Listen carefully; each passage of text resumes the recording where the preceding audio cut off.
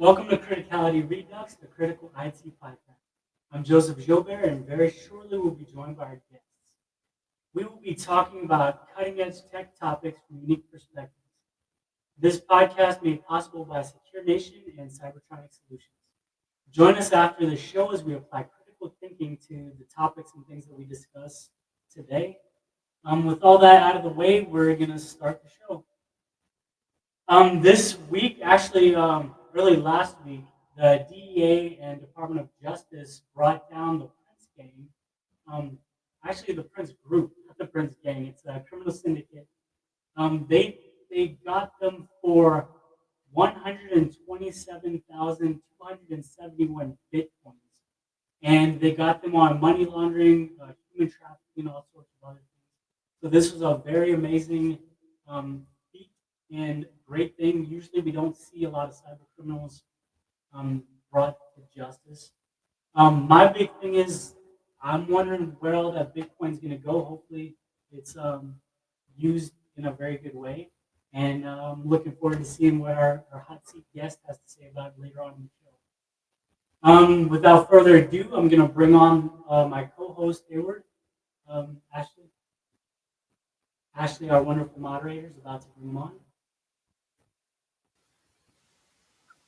Hey, how's everybody doing? Hey there. How's it going, man? Doing wonderful, doing wonderful. Yeah, so normally I don't have too much to say on this part, but I do want to give Hayward a better introduction. He does Uh, some really amazing things over in Baton Rouge, Louisiana. And expecting when I first met him for a lot further in his career than he actually is. I was surprised that he's still early on. Hayward, if you wouldn't mind giving yourself a little intro yeah. off your topic. So my name is Hayward Durso. I actually work in the healthcare industry. I'm also the vice president for ISACA Baton Rouge chapter out of the greater Baton Rouge area. And I've been doing that roughly about almost 3 to 4 years now. The same amount of time as in healthcare. And here I am. I've been kind of knowing Joseph for quite some time. I would say I first met him at one of the cybersecurity meetups in Lafayette, which was DEF CON, and he was doing some presenting there. And he kind of intrigued me a little bit because of some of his thought provoking questions that he had. And so, thus, became our friendship and having these conversations. So, thank you for having me, Joseph. Glad you can be here. So you had we were talking before the show, and normally asked my co-host to bring on a news topic, but Hayward actually had some really interesting things he wanted to talk about. So if you want to bypass the news article and just start talking about your topic, and again, our hot seat guest is going to elaborate on that later on in the show. You're asking if there was any specifics in news topics that I had. There was just one in particular that I was kind of doing some research on, which was pretty much like the whole AWS shutdown that happened earlier. I would say this week, which was on the 20th, if I can say it, and it took out several different sites. It was like AWS, it was Perplexity, it was Roblox, and a whole bunch of the gaming applications and some airlines registration systems that were out there. And it was just letting me know that maybe there fell over issues where they were having some issues where it wasn't necessarily depended upon one specific system that should have actually just kind of been broken up to where they had more dependency on its other areas. So if there was an actual failover of some sort, that it would then automatically lean over to that and not necessarily rely on one particular system. So that would be one of the major things that happened this week that had my eye on for most of the point. Yeah. I think a lot of people would be interested in that. I think everybody felt some kind of way with that. I know one of my friends was saying that her internet service provider had actually been affected by that. I think it was Cox. Oh Not sure. wow. Eh, could that have been what we were dealing with when you were sick? I I'm not sure. I know when I was first starting to get into Web 3.0 several years ago, Mhm. one of the things that we had discussed was how Amazon owned just entirely too much of the Web 2.0 infrastructure. But we can definitely get into more of this with Terrence, our hot seat guest, who we can start introducing now, and Ashley can bring on here in a minute. Terrence Sadler is going to be our hot seat guest, and he's going to be going through the gauntlet soon. Terrence has Terry, as he likes to be called, has over 4 decades of experience, which that almost blows my mind until I realize how much experience I have myself. Um, Time creeps up on all of us. He's an author of a very amazing book called Cybersecurity for Everyone: Okay. Securing Your Home or Small Business Network. Um, Ashley, if you wouldn't mind bringing Terry on, looking forward to having this episode and another amazing set of guests. I think I was reading some of those reviews that were about that book just right privacy, probably right before we actually got all going, and I thought it was pretty interesting.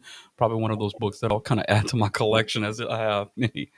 Okay, cool. So, welcome to the show, Terry. We're going to jump in to the next segment before we really get to know you. We're gonna start going through the gauntlet. And talk to you a little bit about this. I had the pleasure of having lunch with you and your wife today.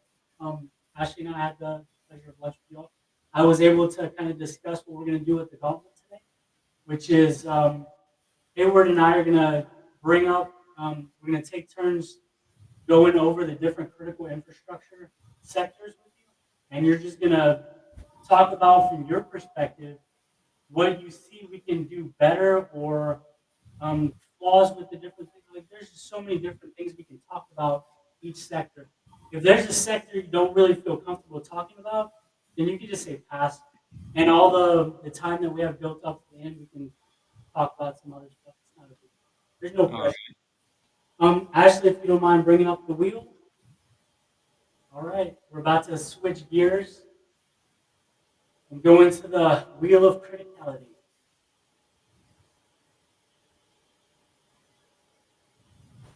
Why do we have ads? There we go. All right, spin that wheel. I'm going to bring up the first topic.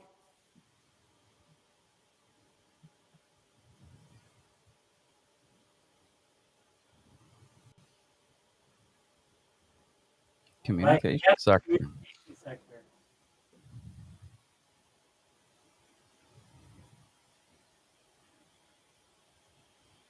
So the time starts as soon as we start talking about it. Um, this is a very interesting sector, and I don't think a lot of people give it respect it deserves. Um, it covers everything from our basic satellite infrastructure, which isn't so basic, Mhm. to our wired and wireless networks and so many things. Um, did you have anything in particular you'd like to talk about? Are we looking at the same thing? I'm seeing critical manufacturing. No, once we bring up a topic, it gets taken off the wheel. Oh, I'm sorry. No, no, that's fine. So we're talking about the critical, the communication sector. Ah, okay. Um, yeah, very interesting. So the last 3.5 years, I told you I was with the Signal Battalion in Okinawa. I can't get into the mission or anything like that, but that was very eye-opening to understand how much we rely on communications globally, not just within the United States, but our ability to communicate globally with our partners and with each other even. Mhm. And not knowing Did you how guys everything works, within the commercial sectors, it's a little bit. I'm a little weak on that area, but I could talk for a while about DoD. did you guys get to use troposphere technologies? Well, so fallback, one of the things that they have been trying to do, and this is interesting, is they would have HF exercises. So we would use just traditional old HF ham equipment actually Mhm. and do some communication exercises like that. And it was kind of concerning that that was one of the areas that we were not as strong as we should have been. That's actually interesting to start talking about disaster recovery and business continuity with communications because businesses may not even have that in their planning procedures. Um, So Terrence, tell me what do you find were some of the weak points? Well, when you're talking about HF communications in general as a backup to your satellite communications, there's not that many people that actually have systems set up and in place. So that would probably be the number one. And then having expertise to actually understand how communications works in the HF arena. You Mhm. know, your Joseph, you mentioned the troposphere, right? Tropospheric scatter being one of the things. But with HF long haul communications, you really have to understand time of day and how the uh, E layer of the ionosphere can affect your communications. So during the day, the sun, if I remember right, this is going back on a lot of my theory. The sun it dissipates the ionosphere. So the higher the frequency, the less likely your communications are going to go where you want. So you have to play with the frequency spectrum basically. Nice. I hear you loud and clear. I think we're moving on to the next topic. All right. Hayward, it's your turn, man.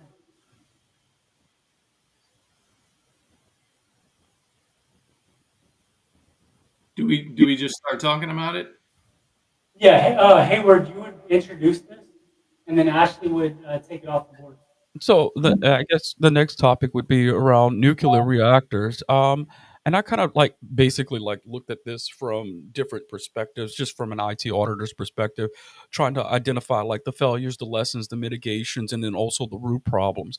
And it's one of the things that I necessarily found within the nuclear reactors was that targeting cyber probes exploited maintenance connectivity to sensitive control systems. Can you speak a little bit about that at all?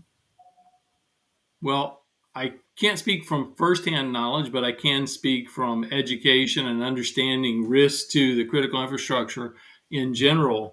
We faced some of the exact same types of threats in the Department of Defense when it comes to ICS controls and the connections between your IT and your OT. And I don't think that we put enough emphasis in a lot of cases in trying to tighten up those older systems that are still in place that could be vulnerable with someone having insider knowledge about how they're interconnected and which ones might put you at the greatest risk. Okay, noted. Next topic. Okay, let's see what we get. So it looks like we're going to Oh, stop financial on the services. financial sector. Okay, so next sector is financial services sector. So this one's very interesting. And I think Ashlyn might remember when Hurricane Katrina hit New Orleans. It just so happens that one of the big data centers for the government's pay system is in New Orleans. And that was quite unexpected. I think most of the financial sector they go through the normal checks and balances to try to assess risk and be prepared for something. But unfortunately, an event like Katrina is not something that happens all the time. And we don't really plan well for the unexpected. We plan for what we think might happen. But when something like Katrina happens and you get the massive flooding that they had, and then yeah, it was crazy. So I had friends in the financial sector at that time, and they talked about how difficult it was after Katrina to be able to recover and get their systems back up in place. They just didn't have good backups. Yeah, that's fair. Um, oh dang it, we're already out of time. I would have kept going because there's so much to talk about on that one. Ooh, defense industrial base. That one's interesting. So, defense industrial base being all of the contractors and contracting companies that support Department of Defense. That's a mixed bag because you've got so many different companies that are involved. And while we do have some overarching regulations that companies have to be compliant with, in fact, I think it's CMM. I want to say CMMA, but I know it's not CMMA. I'm drawing a blank I think right it's now. It's I what's think that? it's CMMC. CMMC. Thank you. That's the new. In fact, it comes online, I believe, on 1 November or 10 November. It's right around the corner where companies have to follow in with compliance with that. It's kind of interesting. We have something similar within the Department of Defense where we have to go through what's called a CORA, Cyber Operational Readiness Assessments. And being that CMMC compliant is going to be challenging for the companies that are involved in it. There's a couple companies that have sprung up. There's one here in Louisiana that actually helps DIB customers prepare for CMMC certification. That's Ingalls Security here, right outside of Alexandria. It's in Woodworth, is their headquarters. Jason Ingalls, if you have seen him on online. Um, yeah, they're currently. Um, yeah, that's a good company. Highly recommended. Looks like our next topic is information technology. Take it away, Terry. uh, we could talk all night about information technology sector. I think one of the things that is of most concern to me, and Joseph and I kind of talked about it a little bit, and that is supply chain. All of our information technology, for the most part, is coming from all sorts of different locations. We got stuff coming out of China, stuff coming out of Taiwan, stuff coming out of Israel. Not a whole lot that's being made, domestically for our IT technology. And if you start talking about like Internet of Things Mhm. devices, you're really opening up a mixed bag because the majority of them don't even have normal firmware updates. Yeah. So whenever they discover a vulnerability in one of those Internet of Things devices, we're really, you know, we're at the mercy. Several years ago, this was a high button topic where chips and things had malware in it. Like we had found mice and keyboards and things with malware embedded into it, and we used to be concerned with those types of things. But I haven't heard anybody discuss things like that for quite a while. Next topic already.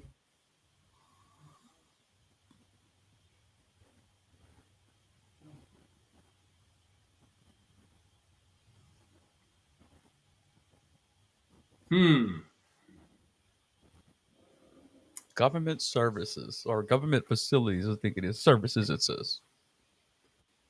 Well, facilities could be an interesting thing. I do have a little bit of experience with like the physical security side of facilities. So all of your access control, not thinking IT access control, but actual access control to the facilities.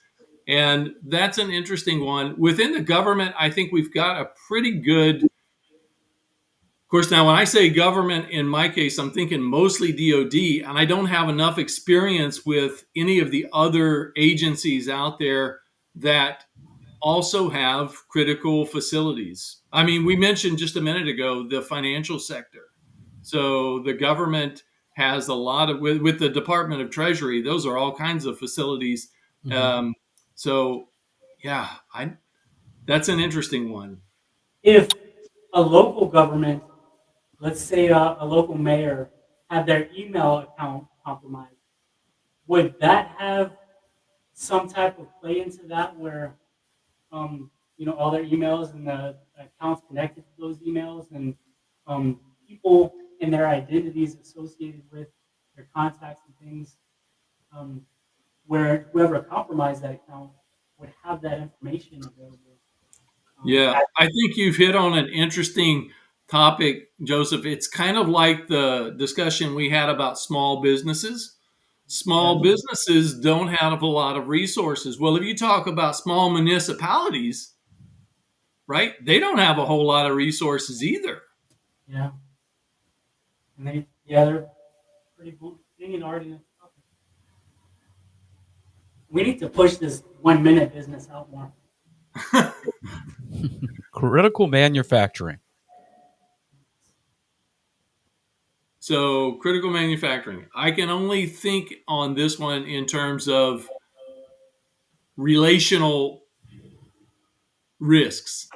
So, I would think like one of the reasons that President Trump has been focused on trying to bring manufacturing back to the United States is because we don't have the ability internally anymore to develop or to manufacture a lot of the things that we need to support not only defense but our national infrastructure that supports everything like our highways, our communications infrastructure internal to the United States. In oh, there we go. Oh, dang it! I thought it was going to be food and agriculture, healthcare. Hayward, do you want to take this one? Healthcare and public health. So, we're talking about like maybe failures within ransomware, disrupting billing and patient access, and nationwide. Some of the lessons that I think I've kind of learned is that data availability is a patient safety issue. And what that means to me is that a lot of times, whenever you're looking at it from a mitigation standpoint, we're looking at encrypting medical data, implementing immutable backups, and also using continuous third-party security scoring. What I find happens to be some of the root problems with that is data inoperability outpaced data security, with rapid digitization left gaps with encryption, and sometimes identity governance, and then also continuity planning. We already moved on. So we can come back to that one later, Hayward. Food and agricultural sector. This is one of my favorite topics. Um, I actually, on the side of what I do in the daytime, I actually have a small farm. And one of the things that my friends with the Cubic Forum do, and what brings us together, is discussing the technology that we see advancing in the farms, like headless automation in tractors and things like that. What are security risks that you see coming up in the future that we should start talking about? That's an interesting one. I think we could take a look at Hollywood for that.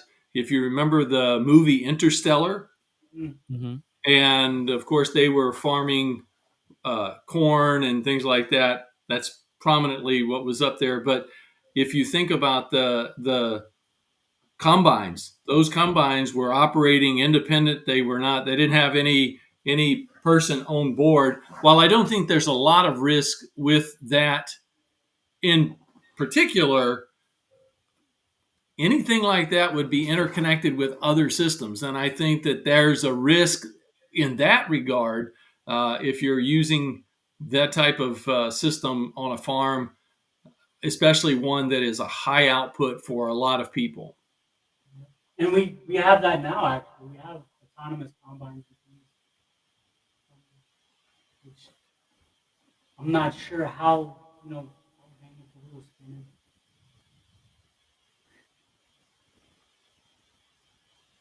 Oh, dang. Looks like dam sectors.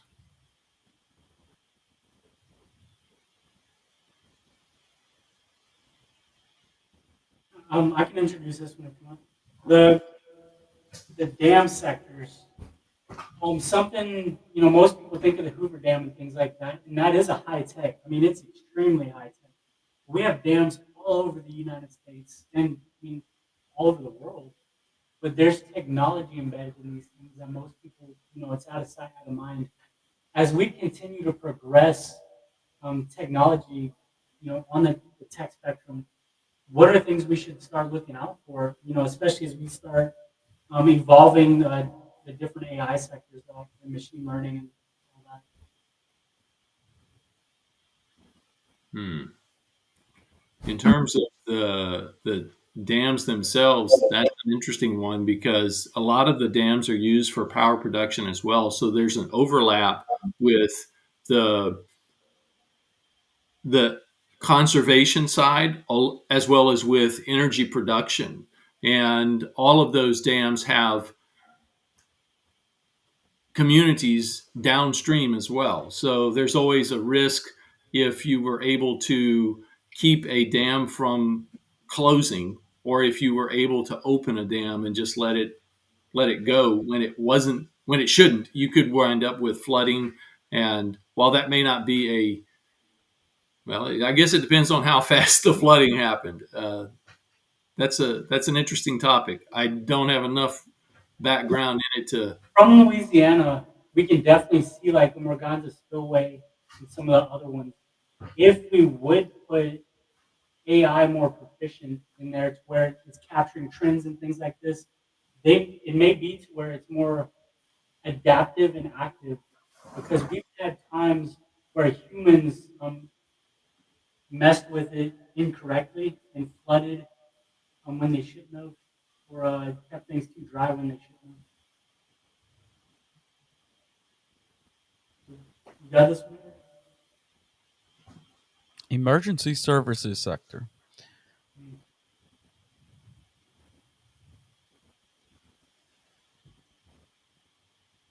Me or Were Hayward? were you able to hear me? It's a emergency sector. Can you tell us a little bit about that? Well, let's layer it down to where we live. So, small community emergency services is something that I would think about. And communications, you talked about the AWS being out. One of the scenarios that I have in my upcoming book actually deals with an outage that affects a small regional hospital and their ability to respond to emergencies during this outage. Not having good backup communications was one of the concerns. And I think that that's an area that we need to continually exercise and focus on. What are we going to do in a backup? And there's so many things that's really, I mean, your emergency generation power, your fuel supply, getting the vehicles, notifying ambulances and having first responders on hand to be able to respond to accidents and all sorts of things. That stuff, man, I forget how much they actually have uh, data reliant. Oh goodness, the chemical sector. We have a lot of this that we see in Louisiana because we actually produce quite a bit. Yeah. So while I don't have a lot of experience in the chemical sector, it does concern me just if you think about it from a potential vector for causing a lot of damage. Yes. Everything from at the point of manufacturing, wherever I say manufacturing, however they make the chemicals, right? The plants where they're making the chemicals, but not just that. It's also when they're transporting the chemicals, whether it's by land or by train or by ship, there's potential risks at each stage in that. And all of our communications are definitely tied to that when we're moving equipment. So if there was some way that an adversary was able to take advantage of our communication system with those. Yeah, that's pretty interesting. Usually, when I talk chemical, I'm focused more on the operational technology side, how they're making it, all the different valves and systems and stuff. But I don't really focus on the transportation side. That's vital things that we need to be looking at. Oh, cool. We're going into transportation. So I guess we can just keep talking about it.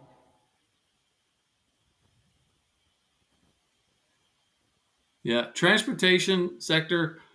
I think if you look back to when COVID happened, right? We shut down most of our airports. I don't know if you remember, we didn't have airplanes hardly flying at all. There were, if you looked up in the sky, there were no contrails. I Hmm. don't remember this whole pandemic thing. I worked through the whole thing. I Right. Well, don't and remember I'm much. not saying that this particular thing, but we have the accident that happened over the Hudson River with the Army helicopter and the right the passenger jet that was coming. They had either just taken off or were landing. I don't remember exactly, but there was a lack of communications in that case. That was an accident, right? What if it were intentional? Different situation altogether. And I think our transportation is critical. I mean, our trains, our fleet of the trucks that the 18 wheelers that move across the America's highways, Hmm. everything like that is a potential um, risk to a lot of things, right? Fuel supply. If the fuel supply is not there, then they can't move. If they can't move, we don't get food. If we don't get food, things could go south real fast. So let's right on the line. What is Right the on the energy sector? I can take this one, Andrew. So energy sector is another one of my favorite talking points. I worked over a decade in the oil and gas industry, and we're all from Louisiana, um, which you can't be from Louisiana and not be impacted by the oil and gas industry in some type of way. We all have relatives that work there. We share the roads with companies who transport oil and gas over it some type of way. What are I could go on with the vulnerabilities we have in this in that industry, but what are things that you see that we do need to watch out for? Because Louisiana is one of the leading um, states in the energy sector, and other states may not. People may not even realize Louisiana is high up there. But, Yeah, if I were to point to any one in particular, it'd be LNG. mhm, We've got huge hubs down south that move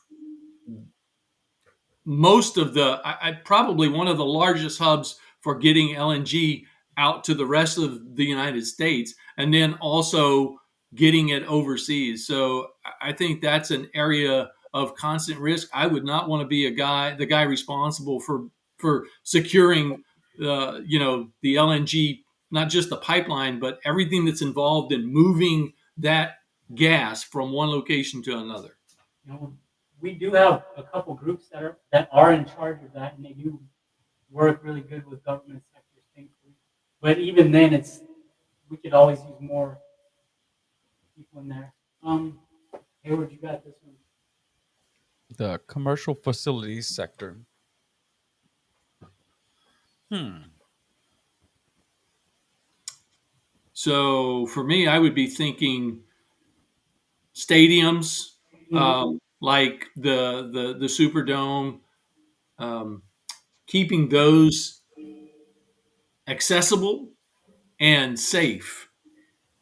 That's probably, again, that's another one of those areas. I mean, you could take out. I don't know how many people can fit in the Superdome at one time, but I would imagine it's upwards of what 20,000. If you've got all the bleachers filled, maybe more. I'm not really sure.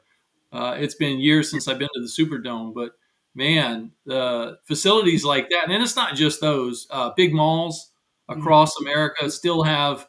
We still have a lot of facilities that are open. Amusement parks, those are all areas that I would be concerned, just from a risk standpoint. And I'm not talking just necessarily cybersecurity, but it's all aspects of security related to those. So our communications, the access to the facilities themselves, physical security, law enforcement, having first responders available, especially if it were a large scale, man. you said a lot right there. They do attract a lot of attention. There's people with cell phones and things like that, credit cards. There's people that have scanners and scammers, and there's just so many targets. I mean, Yeah. okay, I'm gonna do the last one. Waste and wastewater sector. Uh, this is something that a lot of people have conspiracy theories about, and it's we all have to deal with it, and we don't really think about it very often. But it's something you had talked about earlier, where smaller municipalities may not have good funding, but they have water and wastewater that they have to deal with. Most of them run those organizations and facilities. Right. What are some types of things that we should be looking at or talking about that we need to start securing as we move into future technologies and things? Yeah, I would think that most organizations are looking at these, but just like we talked earlier about ICS, industrial control systems, those come into play with wastewater as well as freshwater, your freshwater supply, but wastewater in particular. There was an incident a couple of years ago in Australia where a control system for their wastewater was hacked, and it resulted in um, all of this wastewater getting in, not getting into the freshwater supply, but getting out of its normal um, circulation, and it could cause a lot of problems. Even just a little backflow messes up the gray water filters and things. It causes a nightmare. Yeah. I think Taxpayer. I think at one point there was something that I recall hearing about that happened recently where there was waterways that were attacked, and they were trying to figure out exactly how did the attackers get in, and what they found was that there was a vulnerability by a manufacturer that was from overseas that manufactured these PLC units that they would put into these waterway systems, and it happened to go rogue, and then that's what had ended up causing the whole issue. To make a long story short, they were able to mitigate it, but it kind of took the system out for quite some time, to where they ended up having to figure out how what caused the issue and the root cause. I think it took roughly about 2 to 3 weeks, almost a month, Yeah. before they could ever figure out what exactly was the cause of it, and the root cause happened to be that PLC unit. Mm. That's pretty deep because we have PLCs by the hundreds and thousands in so many systems and so many buildings that we pass by every day. Um, and for people out there listening, if there's anybody actually listening to this, a PLC is a simple computer that runs a fairly basic program that kind of loops. It's called a ladder logic. Um, I guess they have other programming programs that PLCs use too, but you can look it up. It's actually pretty interesting if you're looking to get into tech and into the ICS or the OT side of technology. PLCs are pretty interesting to get into. Yeah, I was really interested in the ICS stuff when I was going through my master's program. It sounded like an area that had a lot of opportunity for growth if you wanted to get out there and do it. And I think just based on conversations I've had, I told you I was starting to work with Clico come Monday, leading up to this because I was starting to learn about the the power generation side of the sector. uh, the ICS and PLCs and how they use them in their OT was interesting. So there's a lot of, I mean, some of these devices you access them via over HF. Mm. So that you know Wow. There's the yeah, that should be a, and hopefully we do get to talk more after this goes on. Hopefully there's some curious minds that want to get into this. I know there's a lot of people trying to get into cyber, and there's a lot of job openings on the IT side that may or may not be true. That's a whole different discussion.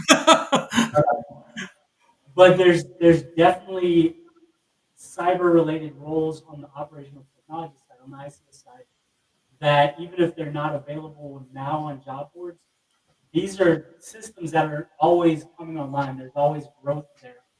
Yeah. And you may have to talk to the companies because the jobs may not be listed on job boards, but these companies are always looking for good talent. Yeah. I think that was, I didn't even see the wheel go away.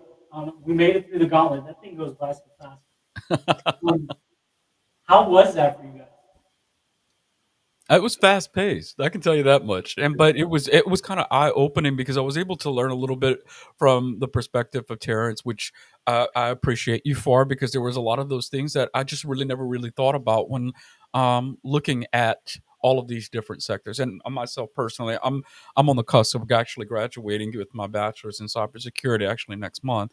Good for you, So man. repeat that again, sir. I said, good for you, man. Thank That's you, thank awesome. you. That's a good accomplishment. I appreciate it. Yeah, it was one of those things that I was just looking to get into. And once I got into this challenging field of cybersecurity, I was like, wow, I don't really think I know much. But here we go. So I ended up jumping in there and hitting the ground running. And luckily, I had a boss, or should I say, leader, took me under his wing and they kind of mentored me in the right direction.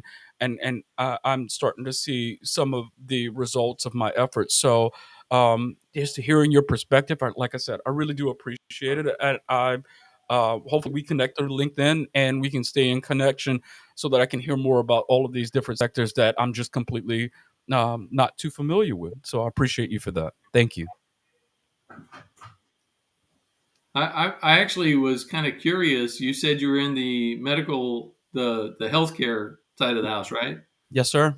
Yeah, I've got a friend of mine. He's the CIO for not CIO, CEO. I'm sorry, CEO for a group of hospitals locally.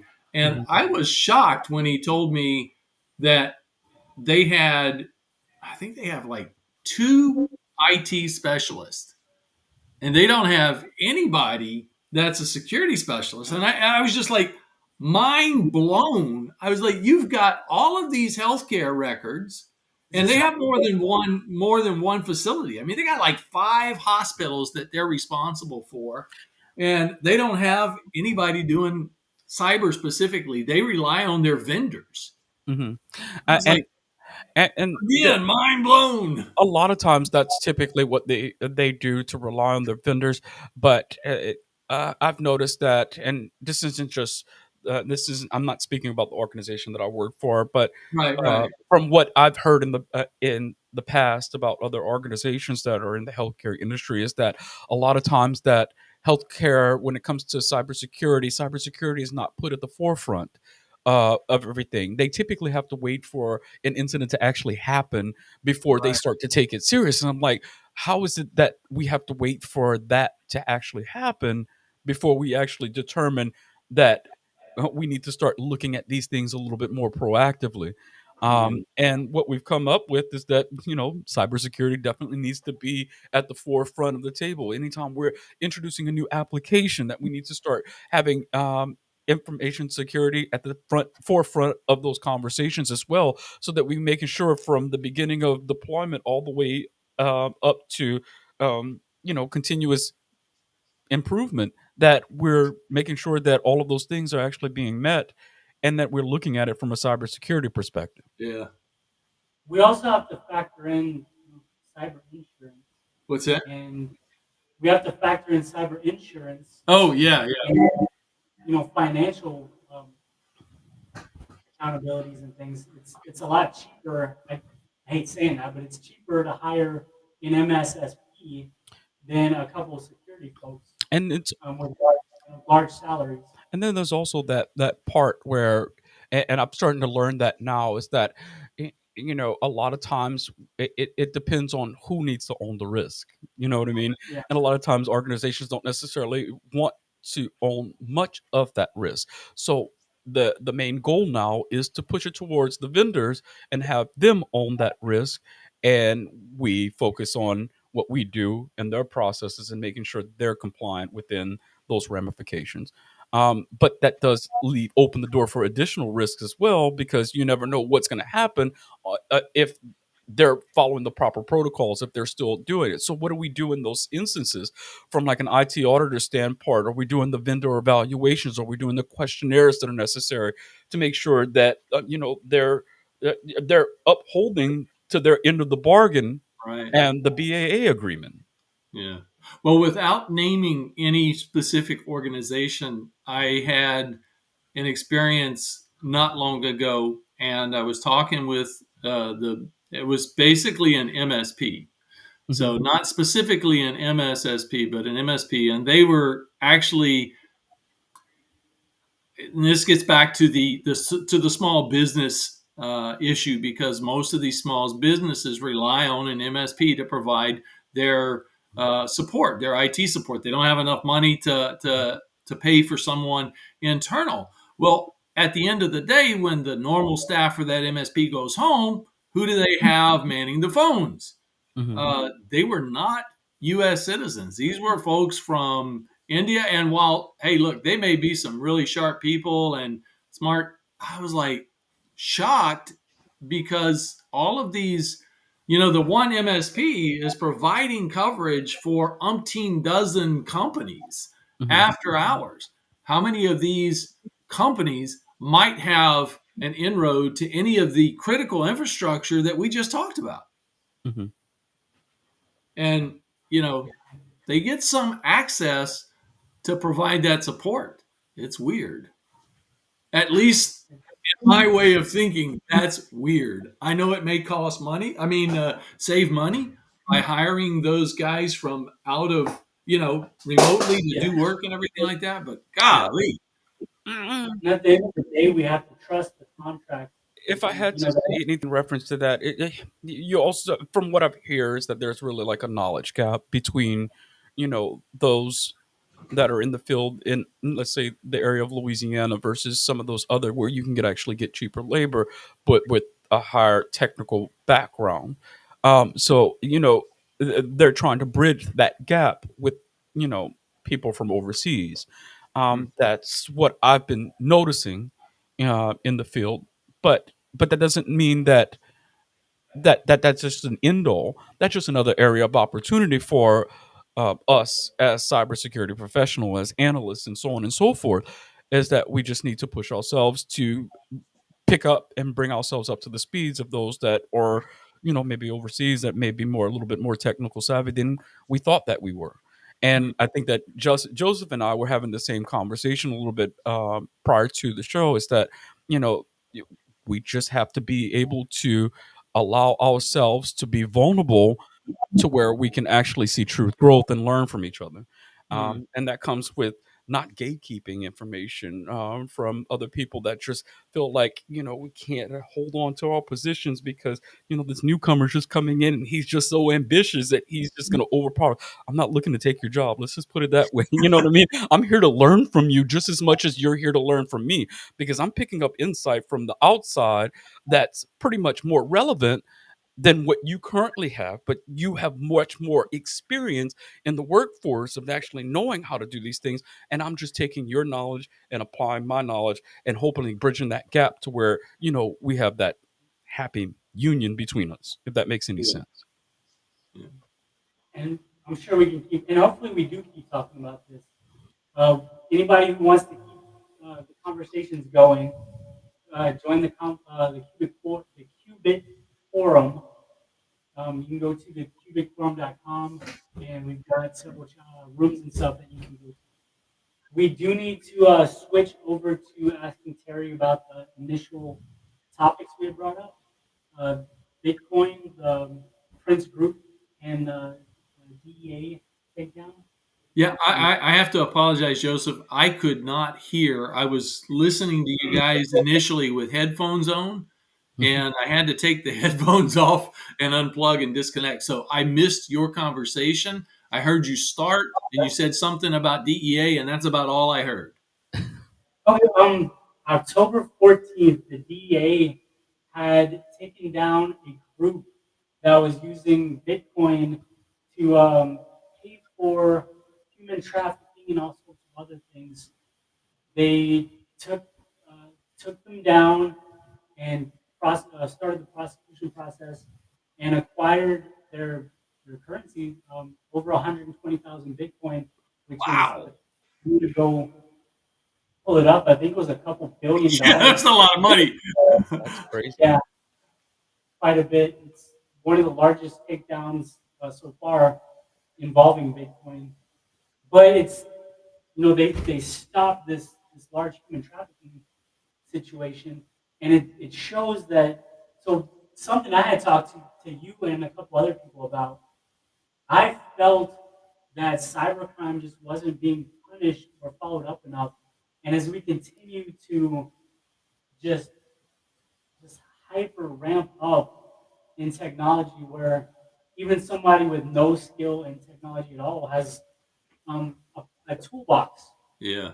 And they can just type in, how do I, make a phishing email to trick somebody into giving me Amazon gift cards, and boom, a whole palette of AI generated emails is at their disposal, and they don't know what the hell they're doing. Right. But now they're sending out, tons of emails to trick people. We're gonna see criminals just go unprosecuted. We won't be able to do all this. So to me, this is a win. This is, showing criminals we do still care, at least a little bit. Yeah. That one's interesting because over the years, as um, the longer you're in cybersecurity, you read more about, instances like this. And I think that you're going to see criminals do get caught and they do get put in jail for it. The problem that we have with a lot of these cases is that the criminals themselves are not even physically present in the United States. And so then you've got cross national, you've got border jurisdiction issues. Do we have the ability or the relationship with the country wherever these criminals are sitting to be able to take them out? So Yeah. that's a challenge. But we do occasionally see where there's rings of individuals actually connected here in the US and they get hauled in. But you're right, it is that's challenging because I think there's probably more criminals outside the US than there are inside the US on the cybercrime side of the house. Not that it doesn't exist in the United States, because I would think we would be gullible to assume that we don't have regular, thieves in the United States just like we do there. There's so many people that take advantage of like older people. Yeah, but we have more individualized crime here, where it's actually syndicates and things in other. Yeah, yeah. But Hayward, you want to remind them what you were talking about? That was a question for me. I don't have anything else. I like again. I appreciate Tara. At the beginning of the show, you were talking about the AWS incident, the DNS issue, which I didn't make out what you were saying there. Can you repeat that again? towards the beginning of the show, you were talking about AWS's issue this week that affected pretty much everyone that I know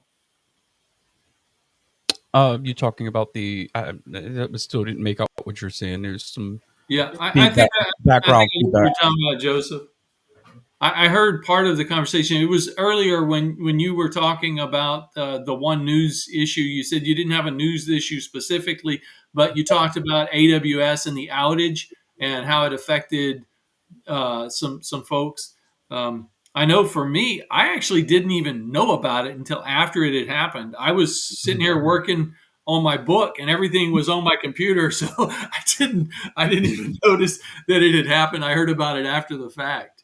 So I think this is, we're going to see outages like that happen. It's nothing new. It's like a power outage. I think, the best, if there's a key takeaway for organizations and individuals, is always have a fallback. What's your fallback when you lose communications? What's your analog, right? Hmm. Uh, Forget about the digital. What are you going to do when you don't have that ability to reach out and communicate with your cell phone, with your computer, email, text?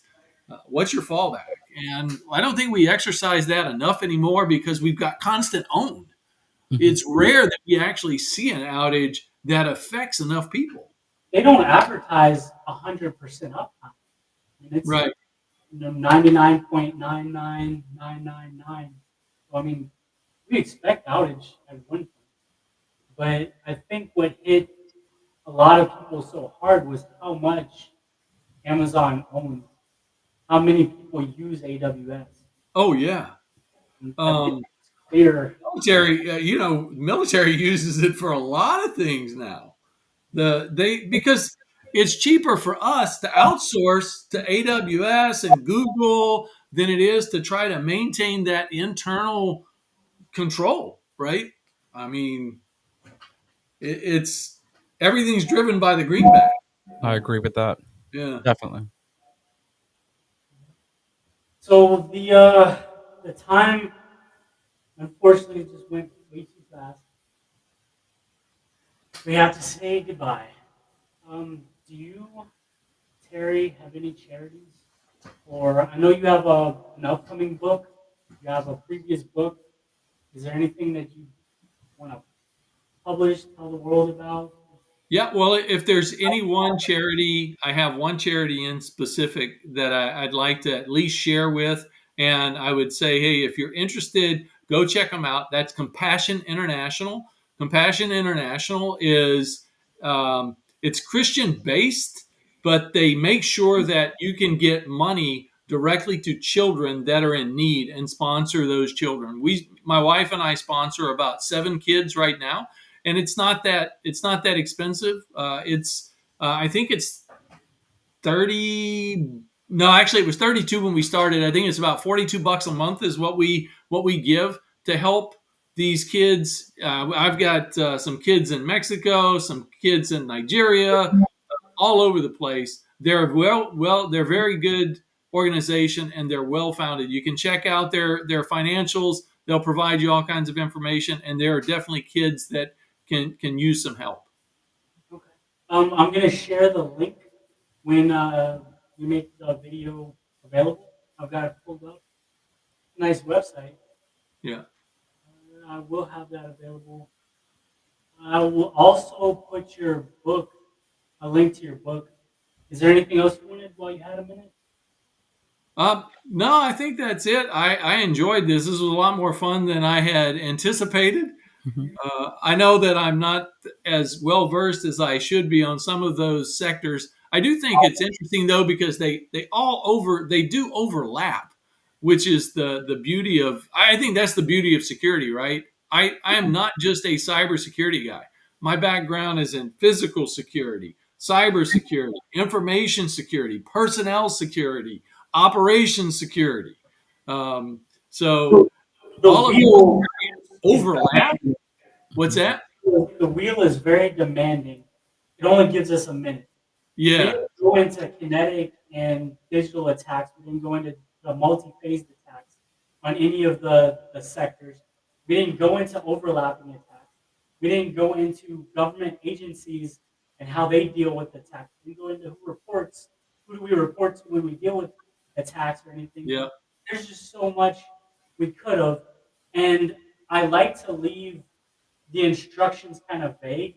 When I first came up with going over the with this gauntlet section, it was for me to challenge myself because critical infrastructure is something that I didn't know anything about almost a decade ago.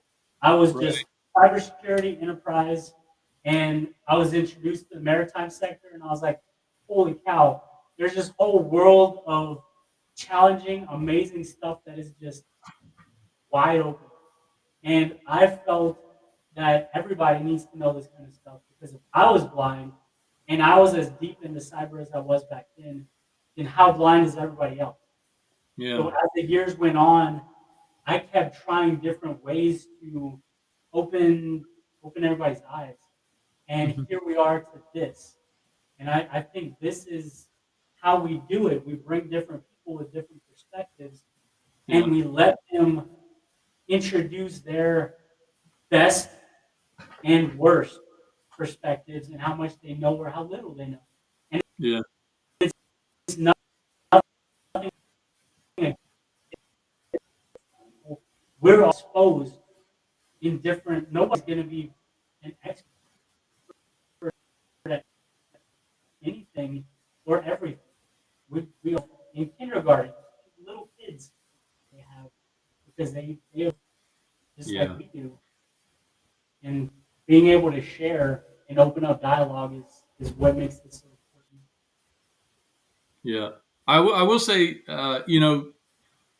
the the career field for cybersecurity is growing. It's not it while we can joke about the availability of the jobs that are out there, and I think there are jobs out there. There's quite a few of them out there, but finding them, finding the right person, networking, and then getting into a job that pays what you deserve is probably the biggest challenge. And then there's a lot of people that don't understand it, but just to give you some perspective, when I Mhm. started my master's degree, I want to say it was around 2007. Took me a couple years because I was working full time. I graduated in 2014. I had a couple breaks in there, but when I started, I chose Regis University out of Colorado. The reason I chose them is because at the time they were one of 19 universities that had met the criteria for NSA's designation to be a cybersecurity center of excellence. Oh wow. Now, if you go to NSA's website, that was 19. There were only 19 universities. Today, there's over 450. Wow. So that alone should tell you that the growth in the industry is exponential and it's only going in an upward trajectory. And as long as we continue using technology, AI technology, and as it comes on, man, there's so many opportunities for good with AI, but at the same time, there is opportunities for bad with AI, and That is that's true. that's a that's a risk. So I think that it's going to continue to grow, and you've got an opportunity to really specialize and embrace as much of the technology as you can today, especially when it comes to AI.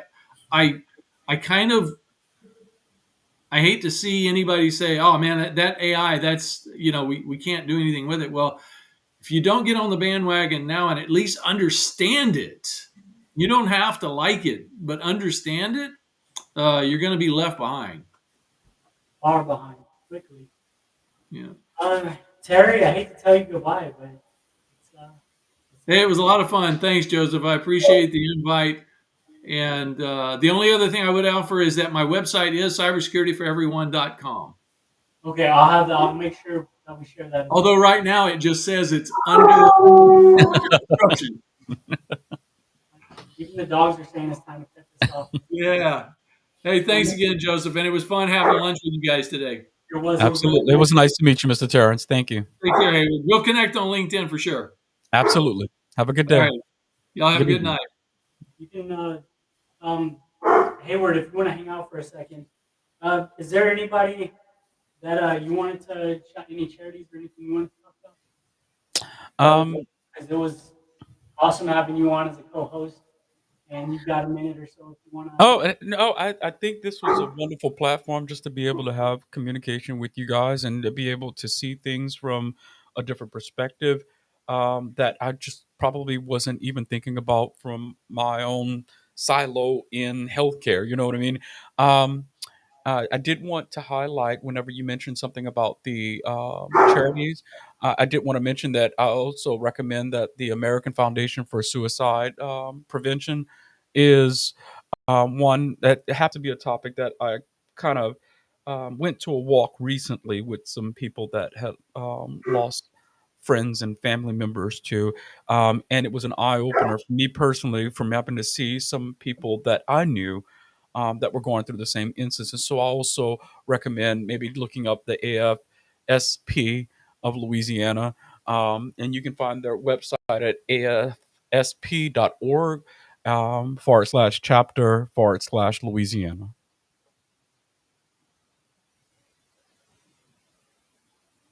I have that. Oh, it says the site can't be reached. Can you send me the link? Yeah, I can send you one real Awesome. quick. I'll make sure I share that as well. It's- It was a pleasure having you on. I look forward to having you as hopefully a host. Love to have There you you go. host for one day. There you go. Well, thank you I'm so much. I appreciate you. gonna let you go, and I'm gonna close out the show. Take it easy. Okay, good deal. Thank you.